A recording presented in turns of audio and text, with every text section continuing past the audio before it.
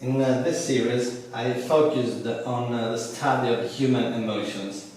I've started this research with myself, focusing on how I react emotionally to the reality that surrounds me and to the events that directly affect me.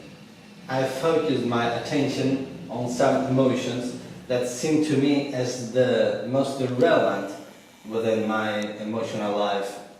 In some parts of this series, for example in this artwork 2, I am referring to the sculptures of Messerschmidt and to the studies of the French physician Duchenne. Additionally, I am trying to research the concept of series in my work. In fact, I created the same image with different techniques or variations. Another theme that I tried to investigate in the series is the animal within the human that is restrained by the rules of a civil society and by laws.